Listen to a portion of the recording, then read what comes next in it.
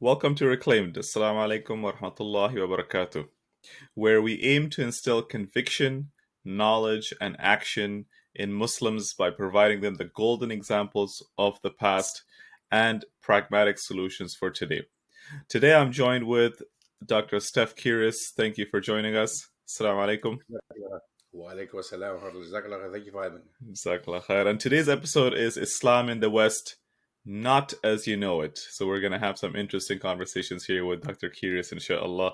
Dr. Keris, born in 1972 in Greece, grew up in Germany, studied there, and traveled quite a lot of countries as a teacher. The UK, Saudi, UAE, Netherlands, I guess a lot of Europe, have been traveling and lecturing. You're a polyglot, Doctor Stef. What languages do you speak? Fluently, I mean, as we can have this interview, I think we could have this interview as well as in English as in other 6 languages, most probably. I do speak English, of course, Spanish, German, French, Greek, Dutch, and Arabic. MashaAllah. So these are the languages I could actually perform an interview, and I could even have a lecture quite fluently. Other languages, automatically, when you learn a Romance language such as French, for example, which was my starting Latin-based language, you can easily learn Spanish, you can easily learn Italian, Portuguese. They're all closely linked to each other. The common language of origin is actually Latin. So when you know French, you can easily read a Spanish text and understand it. You can not necessarily speak it, but you can read the text, the same That's right. Portuguese, and so on and so on. So the one language brings the other. The commonalities that the languages have, the common groups that they belong to, lead and can open doors for you to learn another language within the same group. German, English, Swedish, Danish, and so on. They're all very common. They have the same Germanic background. So for that reason, it's easy to learn Swedish. For example, I could understand a lot of things in Swedish. I cannot speak Swedish, but I can understand a lot in Swedish. So that's how the one brings the other. That's how it is, basically. Yeah, they always say German and English it's similar in terms of kind of the approach of learning. But when I look at a German word that's like this big, what I was told is it's really like Yeah. 3-4 words kind of combined together into a sentence, Right. really. That's right. That's right. I mean, the differences, I would say, yes, both of them have obviously Germanic roots, clear. And you can find a lot of grammatical elements that are very similar. However, as you said, if you want to say something in German, the words can be very long, and sometimes you have to cut them in chunks in order to make it's very weird for an English speaker to understand the German structure and German language. So I don't understand how close they can really be. I mean, for people to say I know German, so I know English, that doesn't go that easily, That's because what. many of my peers at school had difficulties learning English. So that would mean that That's every right. German spoke good English, but it's not really true. That's That's not not the true. case. That's right. But there's a connection, yes. And Dr. Steph, you made it your mission to kind of get the world to understand a little bit about the hidden heritage of Islam, and founded the Lost History Project. That's Um, right. can you tell us a little bit about how the Lost History Project began? About 3-4 years ago, that's when I started. I was working before as a teacher, as you correctly said in your intro. A teacher and a lecturer. I started with teaching languages already 25 years ago. Because my knowledge and my interest in languages, I thought that's something I want to make it a career. I wanted to become a language teacher, which I did. In the end, I did even my CELTA, which is a Cambridge certificate to teach English. And with this knowledge and being able to teach English, I had the chance to travel around the world. I've been to the Arab world, been to the UAE, have been to Egypt, have been to many other countries, Saudi Arabia, where I could stay for a year or two and teach in their schools. That was one thing, and I enjoyed it. But my background, my degrees are actually in political science and in history. And I was always torn between being able to find a job anywhere in the world as an English teacher, and having to settle somewhere to make use of my degree. Actually, I decided to come to the UK in the year 2001, and in the end, I decided actually to after having worked at a college for a while, I thought I want to do something for the Muslim Ummah. I want to do something for Muslims in the West. Because I traveled a lot in the Muslim world and in the non-Muslim world, I could see the differences. I could see the commonalities. I could see that we Muslims in the West have a task, have an aim. We have something to do. We should have an objective, actually, and the objective should be to introduce Islam to the Western world. If we don't do it, who else? We don't expect Arabs and Turks and whoever to come over to the West to do that. So if we don't do it, if me as a Western European Muslim don't tell the Europeans about Islam, then who else is going to do that? So that's where I decided 3-4 years ago to actually start this company. And I had written a book which is behind me, The Islamic History of Europe, which basically gives you, first time, a very unique experience about the history of Europe. And from the Islamic perspective, how has Islam entered Europe? And you will not believe, but from the very beginning of Islam, already in the 8th century, Islam had been present in Europe already, especially in a place called Al-Andalus at the time. So Spain, Portugal, France. And that in itself I found fascinating. And I finished off this book some years back, and I decided teaching this book actually to wider audiences. That's the idea the Lost History Project came actually about. And until nowadays, alhamdulillah, now we offer workshops on stefkeris.com. We offer a lot of other lectures and talks with regards to Islam in Europe, and not only, also Islam in the Americas, Islam in Africa, and so on and so on. This is all a wider look into how Islam spread, in contrast to Islam being spread by the sword, as people say. So that's exactly the opposite, actually. And when people find this out, this myth and narrative and legend is finally put aside, hopefully. That's the idea. That's right. And we're going to be discussing a bunch of these. So let's dive right into it. Again, stefkeris.com is where you can find more about the workshops and all of that. So thank you for that, Dr. Keris.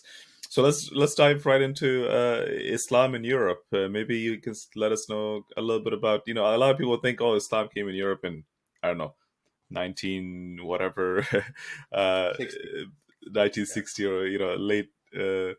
So maybe tell us a little bit about the history of Islam in Europe. Do we have time? How do we have do we have 4 hours, 5 hours, 6 hours? Yes.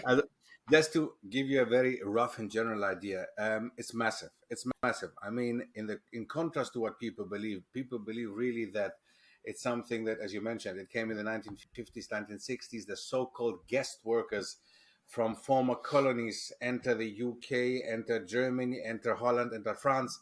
So they come from Pakistan, from India, Egypt, Turkey. That's not the case at all. That was indeed one of the phases, if you want to call it that. It's a phase where Islam entered into Europe, but it was already present long, long before. If you just take a look at the 8th century, 711 already, the very first Muslim who set foot in the Iberian Peninsula was actually Tariq bin Ziyad. Tariq bin Ziyad was a Berber, who came, meaning one of the indigenous people of North Africa, who accepted the faith. His people accepted the faith at the beginning of the 8th century, already 700, 71, 72, 73. You had already the Berber nation accepting Islam. And as a nation, they actually carried Islam into Europe. It was not Arabs, as many people say. The Spaniards themselves, for example, call them Moors. A Moor is what exactly? Well, the term Moor comes back to the Greek word mavros, which means black.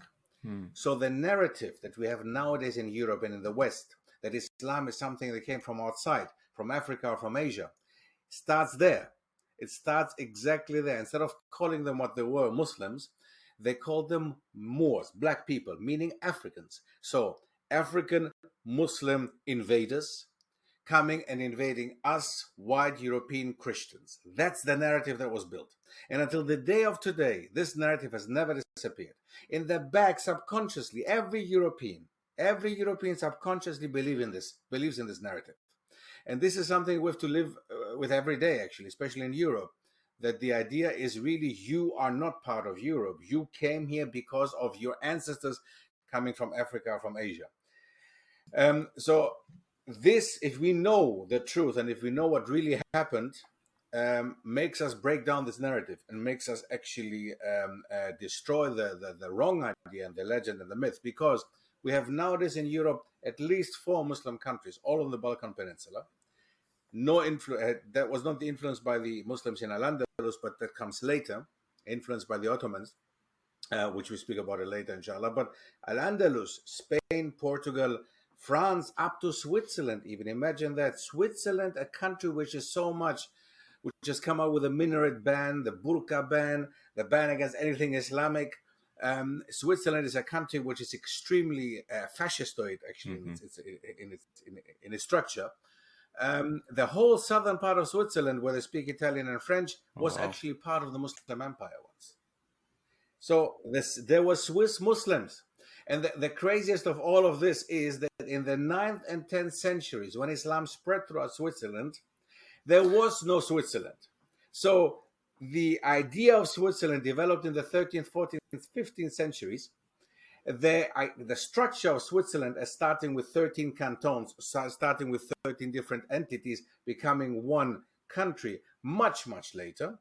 Whereas Muslims had been actually present in that country centuries before the idea of this country came. So that means Islam and Muslims are actually have more right in being in Switzerland than the Swiss themselves nowadays, who claim themselves of being Christians or whatever. And if you break it down in this, of course, what I'm saying now, in many ears, it gives them headache, but it's just simply a fact, a historical fact, that in the 9th and 10th centuries, there was no Switzerland. There was not even the idea of a Switzerland. But in the 9th and 10th centuries, there were Muslims already in the part that's called nowadays Switzerland. And this is just simply a fact.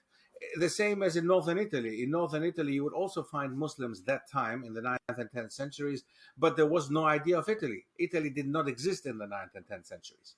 Okay, Italy actually, as a country, exists since 1871. Only since 1871, the same like Germany. So these countries, as countries, are very new countries, a bit more than 100 years. But Muslims and Islam have been in Europe already for 1200, 1300 years.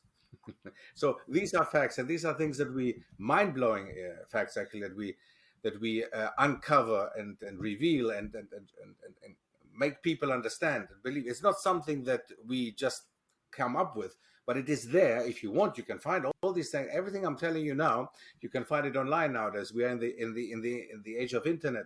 So anybody who wants to look this up, what I just said, you can look it up and find the truth in there. It's just that it's not mentioned and it's not on the surface. It's just somewhere hidden that people don't talk about.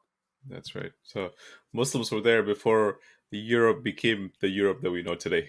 Absolutely. Absolutely. No doubt. Before these countries even existed. So, Jazakallah khair, brother. This is very enlightening, definitely, for me at least. So thank you for that. I mean, let's move a little bit more to the West now and talk a little bit about Islam in the Americas. And before Columbus discovered America and got helped into America, maybe talk a little bit about how Islam spread to the Americas before that. Bismillah. Indeed, I mean, I think we all know now that it's an open or hidden. It's not anymore hidden. It's open knowledge now that Christopher Columbus was not the first one to discover America. Many others had arrived on the continents, and especially in the Caribbean, and amongst them even Vikings. The Vikings are known having been in Greenland and all the way to the north of the continent. So no secret again about this. But Christopher Columbus was the one who claimed to have put the flag, the Spanish flag or the European side, that suddenly this belongs to Europe. This is part of Spain. This is part of Europe. So that was something that Christopher Columbus did. That does not mean that everybody before him was not there. It's just simply that they didn't claim, they didn't have this kind of claims. So no Muslim from Al-Andalus, no Muslim from the West African Empire, such as the Mali Empire, no Viking even, and nobody else who ever arrived in America ever had this claim that this is ours. And this is what makes it very different. So Christopher Columbus made it into the history books as being the discoverer of America simply because of this terrifying claim. And to be very honest, as a European, I think I can say that. One thing that really I find, how can I, let me think carefully, phrase my words. Something that I find obnoxious and maybe a little bit irritating when you deal with European history in Europe is that Europeans have always claimed something that was never theirs. If you look at Europeans having traveled the world and so-called exploring and discovering the world long before them, everything else had happened, by the way.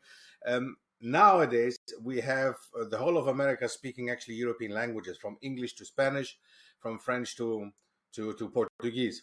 So the real languages in America don't exist anymore. The indigenous people barely exist anymore. The same in Australia and in many other places where Europeans have been. Whereas before these Europeans, others had been there and that never happened. Massacres and genocides in that way never happened before the Europeans actually in these places. Yeah, it leads us into this concept of the Eurocentric view of the world.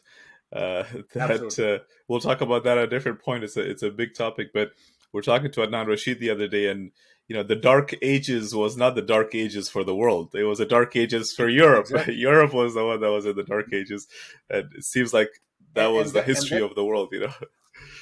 And then again, Christian Europe, because during the so-called Dark Ages, the Middle Ages, Al-Andalus was flourishing. Al-Andalus was the Muslim part of Europe, which is Spain, Portugal, France. So yes, but with regards to America, there were Muslims from Al-Andalus, Muslims from that time Al-Andalus, Muslims from West Africa, the Mali Empire. Many of us might have heard of Mansa Musa. Many of these Muslim kings and emperors of that time had actually sent out ships already to the Americas. Many of them were even trading with them. And you can find, again, these elements. It's not something that I came up with. These are facts nowadays that you can rediscover if you want to, that actually Muslims had already been trading from Africa especially, but also from Al-Andalus, with indigenous people in the Americas, that even indigenous people in the Americas had accepted the faith, that there were contracts signed even later with the Spaniards and with the Portuguese, which started with Bismillah ar-Rahman ar-Rahim. And there are enough museums nowadays in the States, for example, you can find Islamic museums or museums that actually show you the contracts signed between the Spanish and the Portuguese invaders and the indigenous people with the start Bismillah ar-Rahman ar-Rahim. This is amazing. This is absolutely amazing. The same Australia, by the way. Australia, in the northern territories of Australia, were once actually inhabited by Aborigines, of course, by the indigenous Australians, but also Muslim Aborigines. So there were villages in the northern territories that had contact with Indonesian Muslims. I mean, if you look at Indonesia, the geography, you see clearly that the Indonesian islands are very close to Australia in the north. And the northern territories of Australia had actually Muslim villages, and a lot of them. It was just one or two. But one Captain Cook, who arrived then, British explorer or whatever he was, when he arrived in Australia, these Muslim villages were the first ones that actually people were massacred there, and they don't exist anymore. But we do have nowadays evidence, and there is a museum in Australia which has come up recently with these facts, and which anybody should visit, actually, whoever can. So yeah, there we go. I mean, Islam in the West is not something that came recently in the 1900s through migration and migration waves as we know them in America or in Australia. No, not at all. It was actually present long before, and there were not some kind of paupers who came over to the West. Most of them were rulers, were emperors, were Muslims who had a certain saying in the world. Great, fantastic. Really appreciate that. Maybe tell us a little bit more about this connection between Europe and the Americas and Islam. If you have a little bit more on that. Bismillah. Yeah, I mean, first of all, there is a connection between Africa and Europe and the Americas, and Africa and the Americas, of course. I mean, these three continents are very closely linked with regards to Islam. We should not forget that the very first hijrah, the very first refuge, actually, of the Muslims was in Africa. In Africa. So the very first ruler who we all know, and Najashi, from Habasha, Abyssinia, Ethiopia at that time, or the Horn, rather the Horn, because Ethiopia didn't exist, it was rather the Abyssinia. So the Horn of Africa and the ruler of the Horn of Africa, Najashi, accepted the faith. This makes him the very first ruler who was not an Arab. So the very first ruler to accept Islam was an African and not an Arab. So where Islam spread first was not Arabia, but Africa. Might have heard, we have come across the Sirah and we've read something, but have we really stood still? Have we ever really realized that actually the deen spread first in Africa before it's actually spread in Arabia? So that in itself is amazing. So Africa was an open continent to Islam, and it went through East Africa also to North and Central Africa. From North Africa, it went, of course, to Al-Andalus, which was the Iberian Peninsula, which the Muslims actually established in 711 until 1492. This is like 700 to 800 years of Islamic presence in Europe, Al-Andalus. Al-Andalus was the geographical area of Spain and Portugal, as well as a certain part of France, but also chronologically between 711 and 1492, the Muslims opened also other countries, such as nowadays Italy, the island of Sicily, the island of Malta, Crete, Cyprus, France, and Switzerland. So all these countries were actually part of the Muslim empire in one time or the other, okay? And the Muslims there were established rulers. They were not some kind of, as I said, some kind of immigrants or something. They were established rulers. We had Swiss Muslims, we had French Muslims, Spanish, Portuguese Muslims. We have scholars coming from that part of the world. So in the end, the connection between Africa and Europe is very close with regards to Islam. And from there, we have descriptions of Muslims from Al-Andalus having reached the Americas. The same Muslims from the Mali Empire having reached the Caribbean and the Americas and doing trade. So there you see how Africa and Europe go together, how Africa and Europe also influence the Americas, but in a positive way this time, before Christopher Columbus came and before the European colonialists came, actually.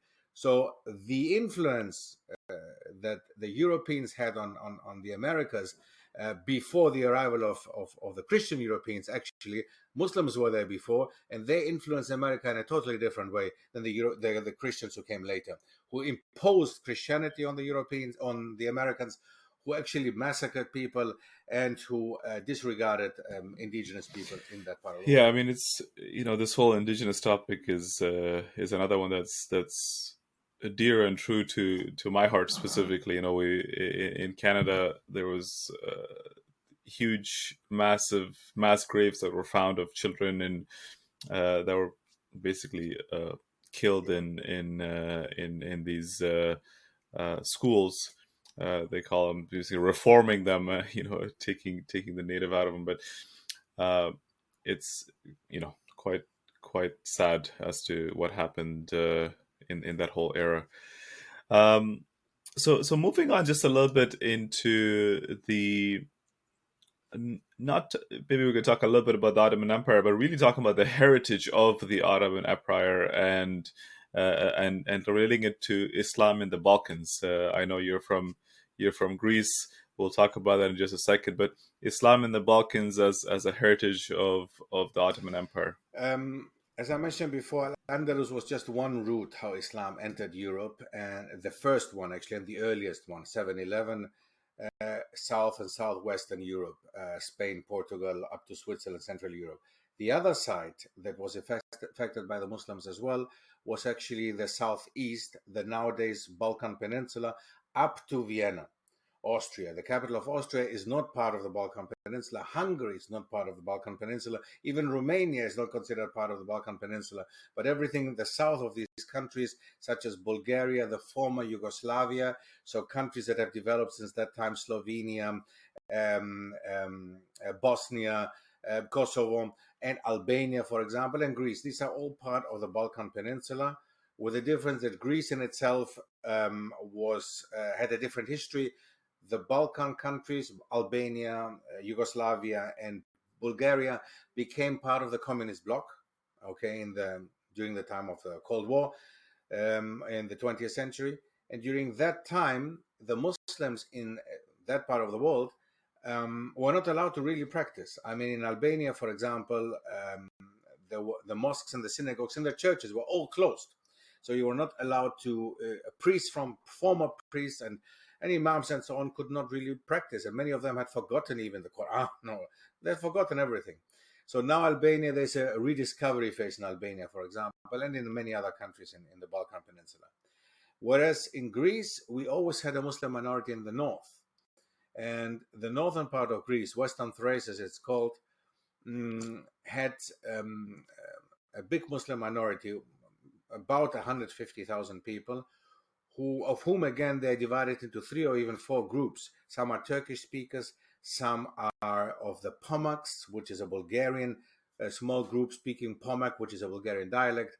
Others are gypsies, and so on, or Sinti and Roma as they call them nowadays. So these people remained from the Ottoman Empire, and the Ottoman Empire once ruled the whole Balkan Peninsula for around 600 years.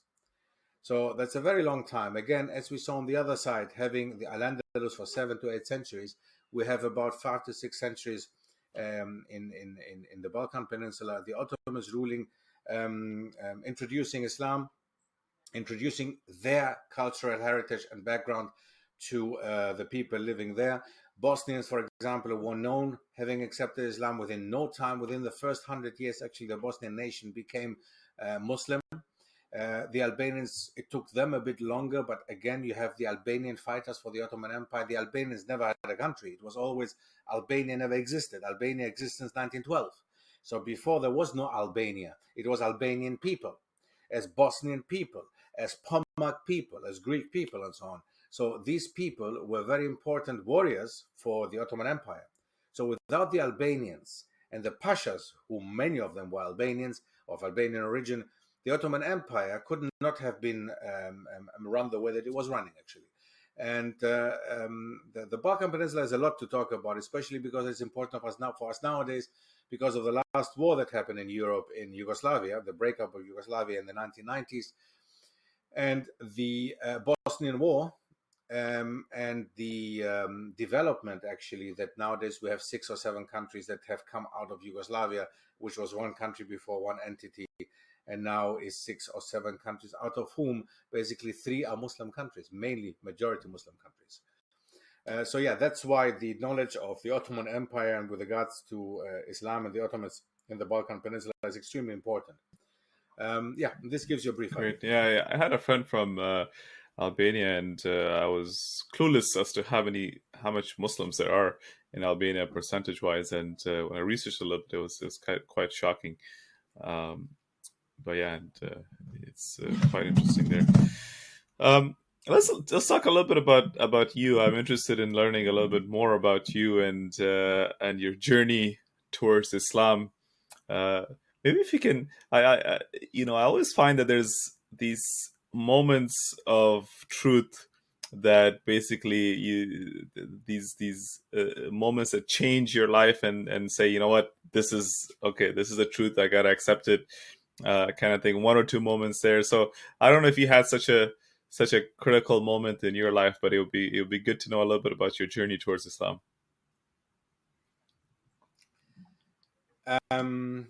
There were 2 elements that actually opened the door to Islam for me.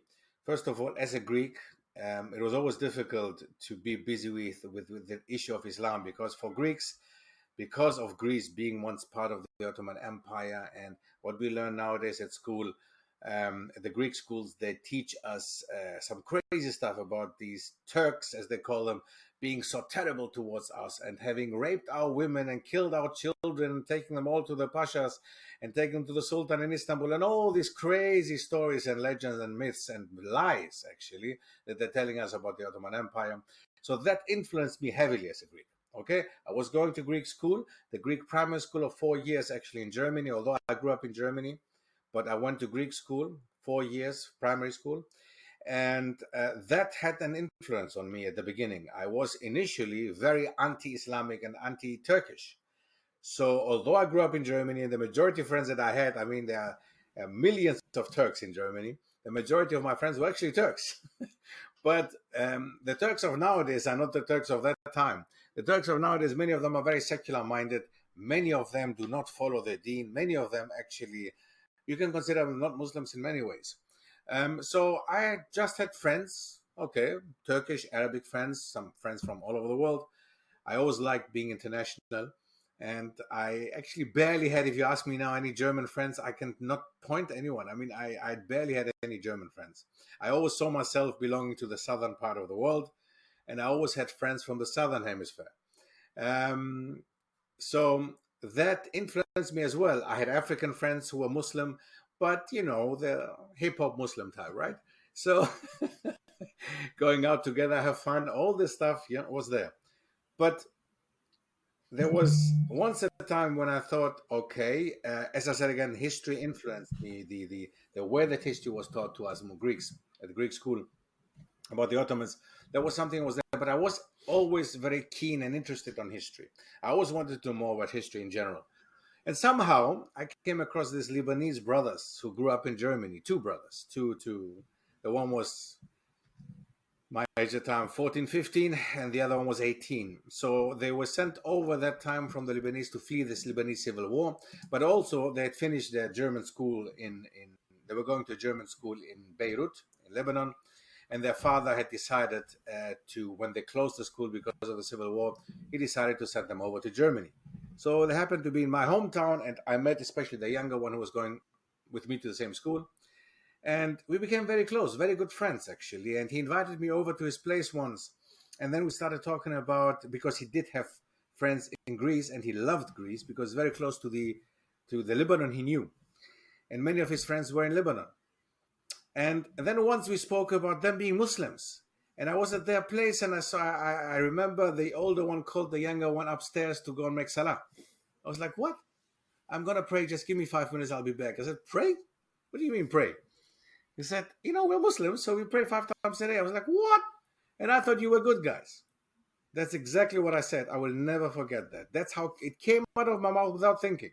Okay? And I felt embarrassed the same moment I was saying that. I was like, what are you saying there? Why are you saying I thought you were good guys? So that element, that made me really think, what are you saying there? You know these people for weeks, now months. You found out they're Muslims, and suddenly that all changes. Suddenly they become bad people. So that in itself, as I said, I was a teenager, 14, 15 years old. That made me think and go back to the books and start through them and with them my journey actually to Islamic history, first of all. And I wanted to find out, what did the Ottomans really do in the Middle East and in Greece and the Balkan Peninsula? What about the Middle East itself? The countries that exist there, Israel, the whole issue with Palestine, a little bit political, a little bit cultural, a little bit historical. So I went through all these elements for years, no joke. I mean, it was really something, it was a journey of years. Until one day I said, listen, I want to go and visit the mosque. We had a masjid in that city. And I decided to go to that mosque on a Friday. It was a Jummah prayer. And me not knowing anything about it, I mean, not knowing the Fatiha and anything, nothing, I just decided to join them on my own. I did not go with my friend. I did it myself. And I did this up and down. And I was like, there is something. And I had this feeling. If you ask me about a moment where I really, where it hit me, that was the moment. I was in this prayer. I was in for Jummah. I was in the masjid. And suddenly I felt, when I was making ruku and I made sujood, I felt there is something. This Islam thing is more than just up and down training sessions. There is more than just these Arabs being Muslims or whatever. And that's what hit me then religiously. And then I started looking into Islam as a faith. Before, it was all historical, it was all political, it was what's going on, current affairs. But now it started hitting me. I wanted to learn the Surah Al-Fatiha. I started learning Arabic. So that was the element, the moment when I said yes. So there was the logical, rational moment, but there was also the theological moment, the moment where the heart said there is something here. And it took me another 3 years after that, by the way, to say the Shahada, because it was not easy convincing my parents, which, by the way, 30 years later, still have not convinced that I'm not a Turk. So, so these are the things that the challenges that we face basically as new Muslims, especially if you're Greek, if you have this kind of background. That's true. Jazakallah khair. It's a very interesting story for sure. All right, let's get back into this a little bit. Maybe talk a little bit. You mentioned it briefly around Yugoslavia and the Bosnian War. Maybe a little bit more about the breakup of Yugoslavia and the ensuing Bosnian War. Yugoslavia, after the Second World War, basically Yugoslavia developed many other countries, such as Bulgaria, Albania. They joined the the world was divided into East and West, meaning Eastern Bloc states belonging to under communist influence, Western Bloc states belonging being part of the capitalist world, such as West and East Germany, which doesn't exist anymore. So now it's one Germany, but at that time Germany was divided. Whole of Europe was divided. There was the Cold War, as they called it, so basically between communist East and supporters of the Soviet Union that time, and capitalist West and supporters of the US. So that was the idea. And that time you either belonged there or you belonged here. I grew up in West Germany that time, of course, as I said before. And East Germany was always something hidden, something behind the curtain, behind the Iron Curtain, actually. And it was something that we couldn't just enter. So that made it fascinating for me. I actually visited Poland that time when it was communist still. And I had the chance to visit Poland because I knew somebody from there. To get visa that time was not an easy thing, so you couldn't just go as a tourist there, but I somehow managed to get it. And I went to Poland, and I was really fascinated by the difference that there were amongst Europeans. That brought me further into the other part of Eastern Europe, into further south, Bulgaria, Yugoslavia at that time, and Albania. And Albania was totally landlocked. There was nothing, nobody could go in. I mean, there was not even a visa you could get. But Yugoslavia, we used to drive through Yugoslavia every time. Yugoslavia was a very big country, actually, a massively big country. And I remember when with my parents, we used to go from Germany, driving down through Austria, through Yugoslavia to go to Greece. I remember how my father was always saying, oh my God, as soon as we entered Yugoslavia, the border, he was like, oh my God, another 20 hours through this terrible country. He found it, because he was a driver, was the only driver. So he had to drive through Yugoslavia more than 20 hours, although Germany was quick, Austria was quick, and then finally you're in Greece. But you had to drive through this terrible monster called Yugoslavia. And that's all I knew about Yugoslavia. And that's what Yugoslavia was for us. Yugoslavia was nothing else but a big communist country, which was terrible to drive through, and it took us hours to go through to reach Greece. We had never heard of Muslims in Yugoslavia. We had never heard of anything else. Bosnians, all this stuff was all new. It was like, what is all that? But it was an entity that actually was a multinational entity. The Serbs were the ones running Yugoslavia. We did not know at that time, because Yugoslavians were actually supposed to be one people, okay? Or everybody who was living in Yugoslavia was a Yugoslavian.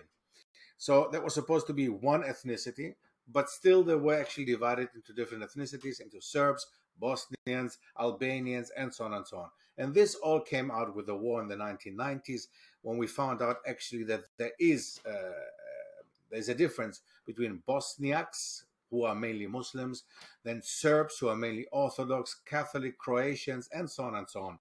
So what divides them is the religion, but also their cultural and linguistic background. Although they all spoke, in general, the Yugoslavian Serbo-Croatian language, which Serbs and Croats and Bosnians understand, still there are differences. The Albanians, for example, their language and their culture is very different. Okay, Albanian is not the same like Serbo-Croatian. It's not even close to it. Albanian is a language on its own, like Greek is a language on its own. Whereas Croatian, Serbian, Bosnian are actually all, in a way, the same language. Okay, so all these things we didn't know. And now we have all these different countries that developed in the 1990s. Between 1992 and 1995, there was this terrible war where Yugoslavia broke up. These 6 or 7 countries developed. Amongst them, 3 or even 4, I would say, Muslim countries. The main one was Bosnia. Then we have Albania, of course. Kosovo being a country which is more than 90% Albanian Wow. Muslims. So a country which actually has more than 90% Muslims. And this is in Europe. Okay. And then, of course, you have the country of Turkey, which was not part of Yugoslavia, of course, but it's all the way in the south next to Greece. The country of Turkey, which is more than 99% Muslim. So we have Muslim countries on the Balkan Peninsula with Muslim majorities which can influence Europe and should influence Europe. Bosnia has developed into and let's call it Islamic hub for Europe. And it might sound a little, for some people, it might sound a little bit crazy, but what it is, Bosnia and the Bosnian Muslims, Sarajevo, for example, as a capital, have developed into a country which clearly supports Islam as a faith, clearly is European. I would even say more European than I am. I mean, if you look at me, many people think that I'm Middle Eastern. Whereas if you look at Bosnians, you see them blonde, blue-eyed, tall people. You really think that they're somewhere from the north or Eastern Europe, and they're actually Balkan people.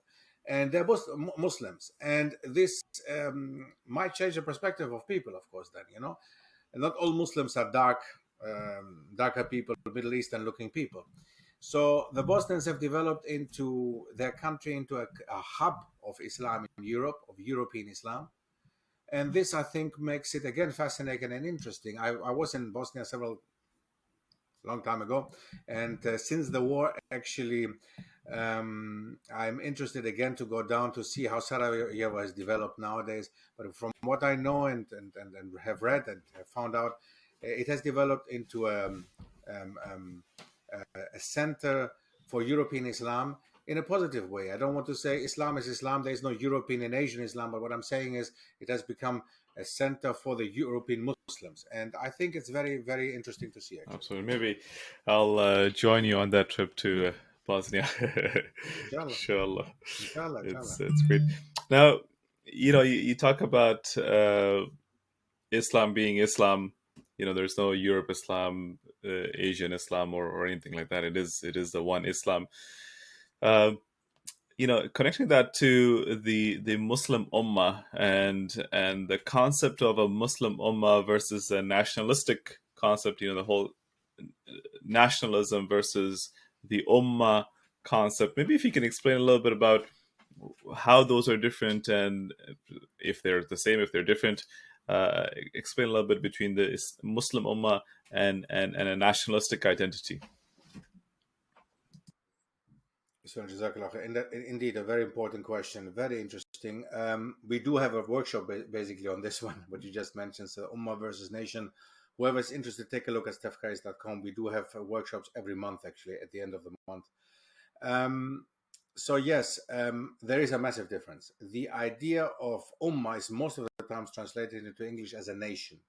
So they're saying the Muslim nation or the Islamic nation or whatever they want to call it.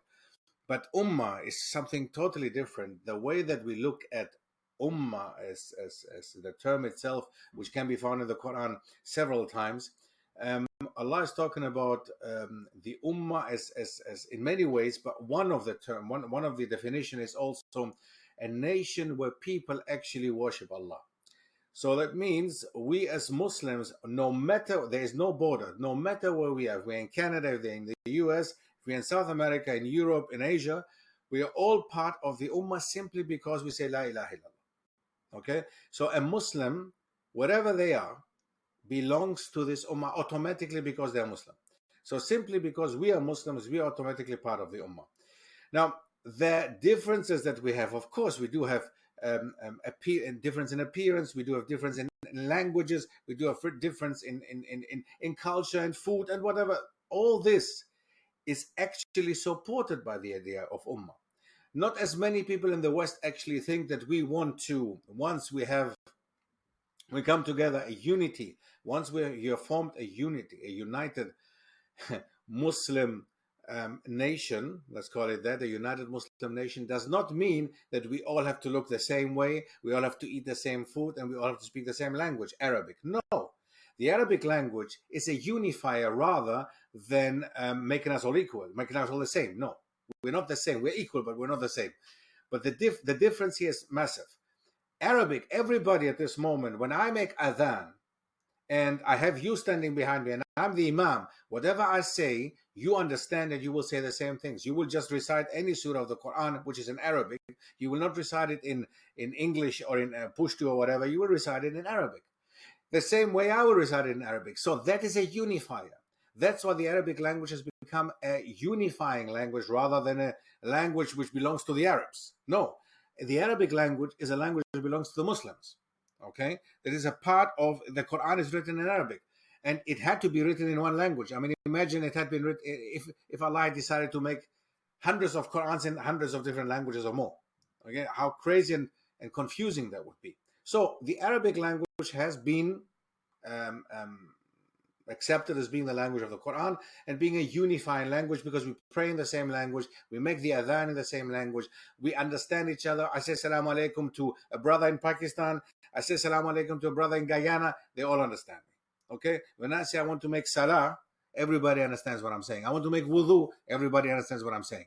So that is what makes the Arabic language very special and unites us rather than actually takes us apart. So the Ummah has the idea of wanting to get Muslims all over the world, make them feel that they're part of one body. As Rasulullah describes in the hadith of us being basically one body. And if a part of our body hurts, then it's a problem for the whole Ummah, for the whole body. So that's the Ummah. A nation is a very rigid and a very rigid actually idea of people. So you can just belong to the nation if you have you speak a certain language, you have a certain appearance, you have a certain common history. All this makes it quite rigid. You don't have to do that in the idea, the definition of the Ummah.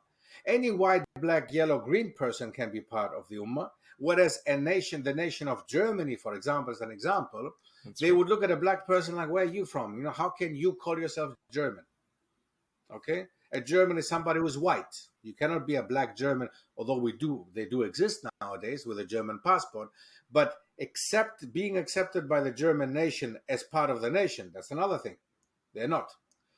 So the idea of nation, the way we have it nowadays in a nationalistic idea, makes somebody belonging to this nation actually even arrogant, even looking down on other nations. And in order to be proud of your nation, as it is a common term nowadays, you have to be proud of the nation that you belong to, die for the nation even. In order to do that, you have to look down on other nations in order to make yourself feel better that you are part of this nation. And this is just absolute nonsense. This is something that I am going against big times. And this is something that actually, as a Muslim, we should go against it. You cannot be proud of being Afghani. You cannot be proud of being Pakistani. You cannot be proud of being Italian, Greek, or whatever else. This is something that Allah decided for us. I didn't decide to become Greek. Okay, I didn't decide it, and I cannot change it. I cannot change my color of my skin. I cannot change who I am. But that's I can change if I want to become part of the Ummah or part of the nation. Okay, I can change it. If I want to voluntarily, as I did, alhamdulillah, 30 years ago, I said La ilaha illallah and I became Muslim. I became part of the Ummah voluntarily, out of my own self-will. That's something I decided. Nobody put a gun on my head and said, you have to say the Shahada. Nobody, alhamdulillah, I did myself. But being part of the Greek nation or German nation, again, I was just born into it. I did not decide to. If I want to be part of the Italian nation, I would have to go to Italy. I would have to speak Italian. I would have to do a lot of, and again, will I be accepted ever as an Italian by the Italians? Okay, my background is different. My origin is a bit different. But being accepted as a Muslim Italian, no problem. Of course you are. A Muslim Greek, no problem. Of course you are. Okay, so Absolutely. Being part of the Ummah, is not as rigid as being part of the nation, the idea of a nation. And that's a massive difference. There's more to Yeah. say, of course, but I don't want to, of No, course, take all the time it's for very that. Yeah. important. It's more of defining yourself in your ideology rather than defining yourself in your geography or your or language or things that you Absolutely. didn't really control. Ideology is what you control.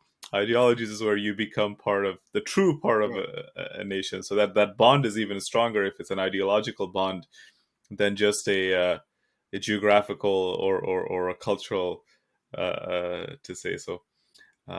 That's fantastic. And you know, as soon as you enter Islam, you're part of a nation of you know 1.6 billion others. So quite a Yes. powerful nation. May Allah bring us Mashallah. together and unite us to the full extent. I mean, I mean, I mean, uh, so moving on to one more topic here around hijrah and migration. And you know, we live in the West. This oftentimes comes into question is uh, you know, there are times where the hijrah is a mandate. The hijrah is something you must do.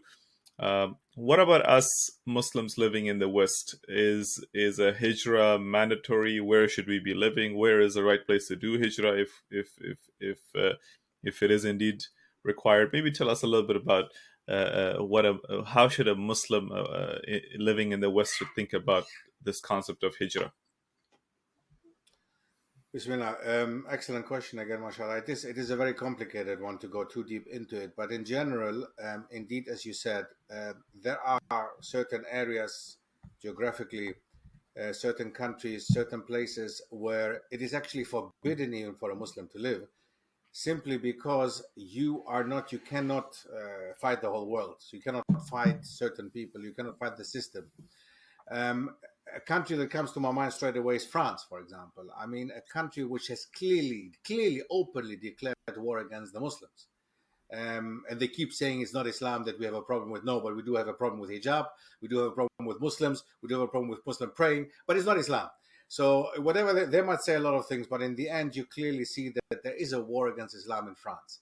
And I would personally say any Muslim living in France, who are millions, by the way, we're talking about a country in the West, which is actually considered to be the country which has the most Muslim population, the highest Muslim population in the West, more than 12% actually Muslims in France. So that's massive. That's a massive amount. So there you have to think as a French Muslim, as a Muslim living in France, can you yourself really be okay with living in a country which fights you on a daily basis in such a way that they don't even hide it?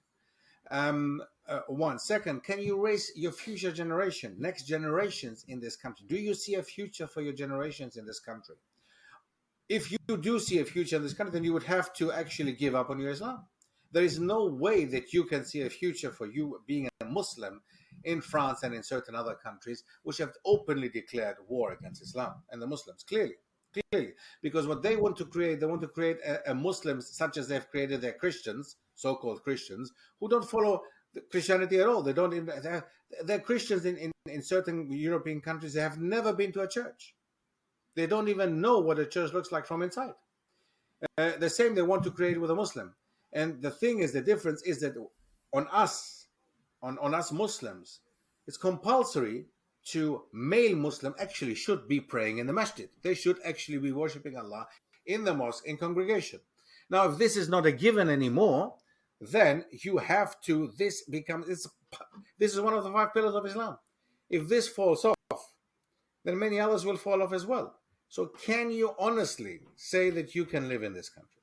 So this is one problem. And that's why many people have decided also in the last couple of years, there's a trend amongst the Muslim Ummah, and I hear it a lot. Shall we make hijrah? Shall we, linguistically, hijrah just means basically migrate from one country to another. Okay? But religiously, it means migrate from a country of mushrikeen, a country of idol worshippers or non-Muslims to a Muslim country. or to a country where the majority is Muslim. It's not as it used to be black and white. We used to have caliphates. We used to have a Muslim world, Muslim part of the world where you could say, yes, I'm going to the Muslims. I'm leaving the non-Muslim, going to the Muslims. I'm feeling being welcome in the Muslim world. Nowadays, the Muslim world has problems themselves. I mean, the Muslim world, next to being unsafe and insecure in many ways, it has also problems with actually how close are they to Islam. There are Muslim countries that actually fight Islam as well. And how can you say I'm leaving, the UK, for example, where we have a lot of freedom? It's not like France or Germany. We have a lot of freedom in the UK. When I leave now the UK, I would have to go to a country where I'm fully accepted and where I could actually raise my children in Islam and everything. And these are not many countries, by the way. There are many countries out there, Muslim countries, so-called Muslim countries, that actually do have a problem with me as a Muslim, practicing Muslim, coming and raising a Muslim family in their country, because they actually want to suppress Islam in a way that is something that belongs at home. It's a home faith. It's something you do at home. But outside, you separate Islam, whatever this might mean, because you cannot separate the deen of Islam as you didn't separate Christianity as they did in the West. You cannot separate the deen of Islam because it's more a way of life. It's something that you do. Everything you say is controlled by Islam. Everything you do, how you say things, all this is Islam. Our interview here now, many things, the way I speak, I cannot just speak as if I just came from the street. I cannot just have my words come out as I think are right. I have to adhere to the rules of Islam. If I drink with my right hand, right? This is all consciously. You are Muslim on a daily basis, on a minute basis, every second and every minute. You consciously are a Muslim. So you cannot say, okay, now I'm at school, now I'm not a Muslim. Now I'm going to a pub, now I'm not a Muslim. Now I'm going to a cinema, I'm not a Muslim. I'm Muslim at home. So this idea is schizophrenic and paranoid for us Muslims. That doesn't make sense. It doesn't make sense. So we cannot live with this kind of idea that a Muslim should actually just be Muslim at home and at work and at school and whatever else. You have to take off the code of Islam and be whatever they want you to be. So that makes it difficult to live in certain countries. And I can understand fully when people say we have to make hijrah nowadays and we have to actually go to a Muslim country where we can live as Muslims. The problem is where to? Where to? We have made a workshop with regards to that.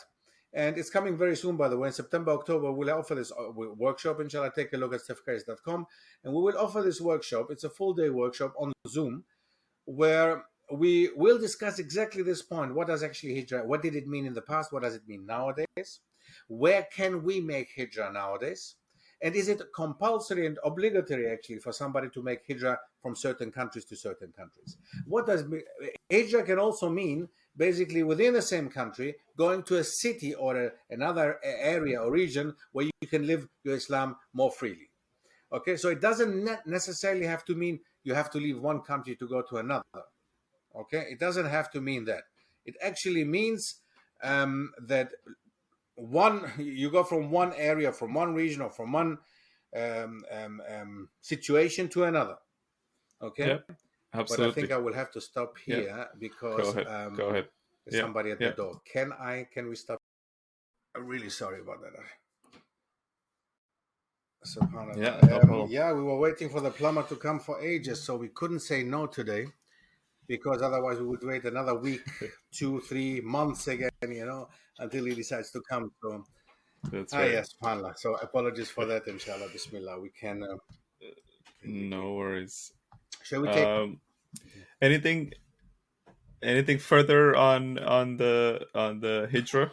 Well, last thing that we mentioned was that there are certain countries that you need to make hijrah indeed, and that's a new trend that's going on again. Many Muslims would like to, but where to? I think we can leave it there, right? Did we? Yeah, that's okay. We can. Okay. Jazakallah khair, Dr. Keris. It's been a fantastic and interesting conversation here. If we can, in the next couple of minutes, if you have any kind of concluding remarks, anything, summarizing any message to to young Muslims and Muslims around the world, please go ahead. Jazakallah khair. From my side as well, mashallah, it was very, very interesting actually. Sometimes when you speak about these things, they make you also think again. You're going back to revision mode actually, mashallah. But in general, you're right. What do we tell our young Muslims in the West? Learn your deen, and there is nothing wrong with pursuing a career in engineering or in mechanical engineering, whatever else you want to do. That's absolutely no problem. But also learn, find out that our ancestors in the past, actually, the Muslim empires became big, and the Muslims were big in having an idea of their faith, knowing the Quran, knowing Islam, okay, but also being able to attend universities and becoming an engineer. But there was nothing wrong with being an engineer and knowing the Quran by heart, which is nowadays not an issue. It's not something that people do actually. They say that if somebody is into engineering, for example, then that's about it. Then they know nothing about humanities. They know nothing about Islam. They know nothing about anything else. So that's not the case. In the past, they were people who actually knew a little bit of everything. And this in itself, I find again fascinating. If you look at our scientists in the past, nobody was just a scientist. When people say certain people are known for being historians or scientists or whatever, no, they're known in the West as being scientists, but actually they were also poets. Actually, they also were um, um, um, shoemakers. I mean, there were sultans, for example, in the Ottoman Empire, who were shoemakers as well. So imagine that. I mean, all this was once part of Islam. So what we need to learn from there, we need to take from there that we have to have an overall idea of what's happening around us. We have to be Muslims in this world, and not just praying 5 times a day and just being in the mosque the whole day. That's not what we're talking about. Actually, be a visible part of your family, of your the world that you're living in, of your country. um, be a model Muslim. And what does that mean? Adhere to Islam. I mean, think the way you speak to people. You are representing Islam. Unfortunately, it's like this, that everything is judged just because you're Muslim. Islam is judged because of you. So when you do something that is bad, it reflects bad on Islam. Unfortunately, it's like this. They don't do that with Christians, but they do that with Muslims. So we have to realize and remember that we represent Islam on a daily basis. Living in the West, even more so. And we have want to show the real image of Islam, which we don't have to show that it's positive because it is. So just show the real image of Islam, which is a positive image of Islam. Learn about your deen. Find out who you really are. Get to know. Get come in, or put yourself actually in the shoes of the old Muslims. What does it mean? Our ancestors, let's put it that way, rather than old Muslims. The ancestors actually, how did they approach the world? How did they approach current affairs? And this is something that I can give you basically, that people should think about nowadays, the way they live. That Islam is not something like at home and something separate and something that we just pray and that's about it. No, there's much more to Islam than it becoming like part of Christianity, basically. Yeah, So that's from my side, Bismillah. These are the final words, inshallah. yeah, Jazakallah khair. And Yeah, the way you put it, it's actually Islam being judged by the way people look at us is actually an opportunity to showcase the real Islam. absolutely. And the best of our example, our Prophet sallallahu alaihi wasallam, as you said, he was a father, a teacher, a statesman, a politician, a warrior, everything Everything. and anything that you can think about. So very, very multifaceted, and kind of, if you take it in, it grows you in massively. So Jazakallah khair, brother. It was great speaking with you, and I look forward to maybe having other conversations at other times, inshallah. Inshallah. Um, and thank you to our viewers for listening and watching. This has been Reclaimed, where we aim to instill conviction, knowledge, and action in Muslims by providing them golden examples of the past and pragmatic solutions for today. Today's episode was Islam in the West, not the way you know it. And to learn more about Dr. Stef Keris and some of his projects, please visit stefkeris.com.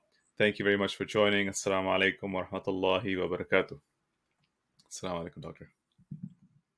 Wa alaikum assalam.